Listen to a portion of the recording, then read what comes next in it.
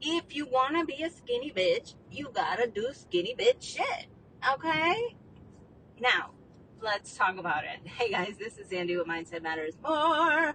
And I know that entrance was super duper vulgar.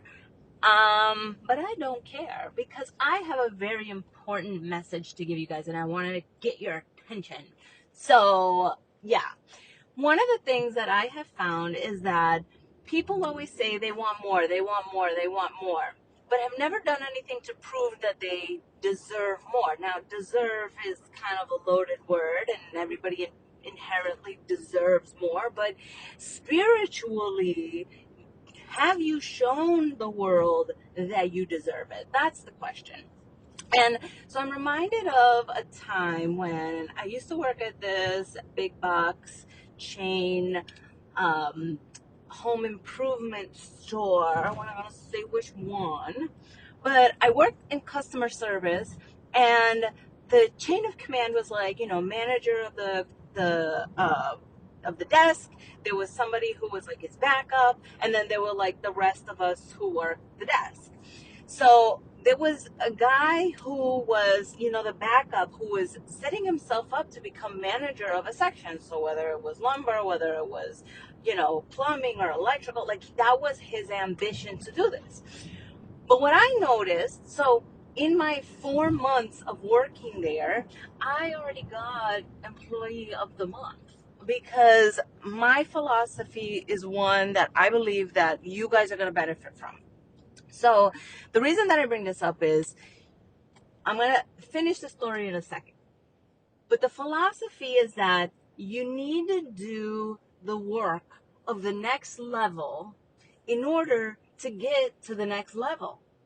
So what does that mean? That means, if you want to lose 20 pounds, okay, what does somebody who has 20 pounds less than you eat? How do they move? What do they use for exercise? How much water do they drink? Like, what is their mindset?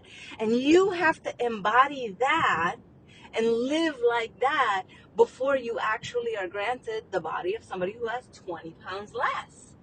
Same thing with when you're trying to move a career. Say you want to move up to manager. You have to be willing to do the things that the manager is doing before you have the title of manager. Okay? You want a relationship. You have to act like you're in a relationship before you're even in a relationship. You have to embody that new identity before you move in. That's what I'm saying. If you want to be a skinny bitch, then you got to do the things that skinny bitches do. Okay? Now, moral of the story that I was trying to say was that every time I would talk to this kid, somebody would call, and obviously, people call customer service for like the most ridiculous stuff ever. And he would be like, well, that's not my job. Well, that's not my job. That's not my job. I'm not going to do that job until they pay me to do that job. Okay, so my philosophy is you got to do the work before you get the job. And here's a way to think about it. Here's another perspective is, okay, let's say you're already manager and you notice that your backup is saying, well, that's not my job. Well, that's not my job. Is that somebody that you would want as your peer? Is that somebody that you would want as your like everyday partner in crime as a manager? Probably not. Same thing with relationships. Like, if you meet somebody who's acting single, who's going crazy, partying all the time, not, dating 5, 10, 15, 20 people, you'll be like, no, if you want to settle down, I'm looking for somebody to settle down with. Like, I'm not looking for somebody who is in the thick of their singleness. Same thing with everything across the board. If you want to level up, then your body's going to rebel if you're eating at the same weight class that you're at right now. Your body's going to say, well, this is what we're eating for, so we're just going to stay right here. So if you want to switch, then you already have to be acting like the new thing. So moral of the story is, when I was at that store, they were going to promote me to manager before this kid. And this kid had been there for years. and they never promoted him. They never promoted him. But they were like, no, we would like for you to, you have the skills to do it. Like, and you know why?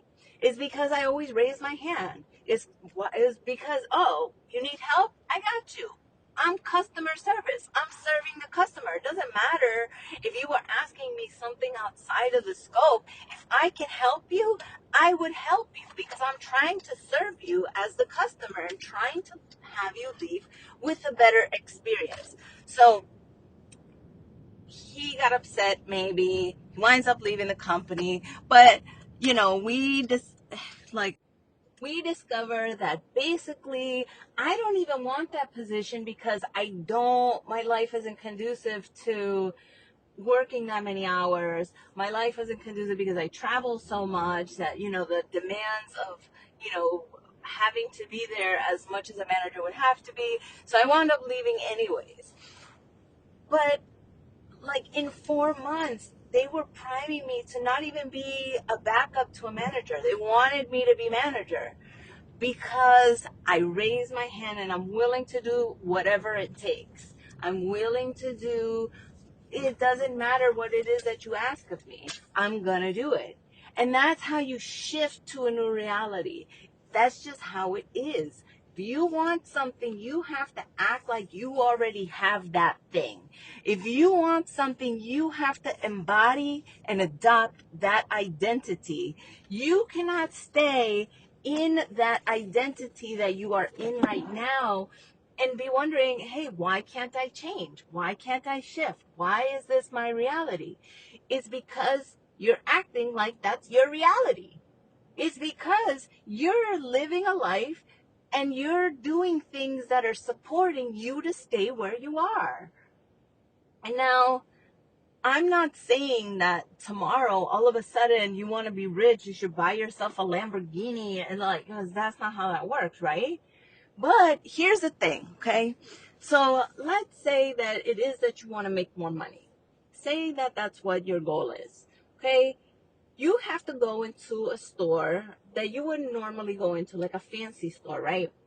And when you go into this store, you have to say, okay, I would never normally shop here because it's a little bit out of my price range.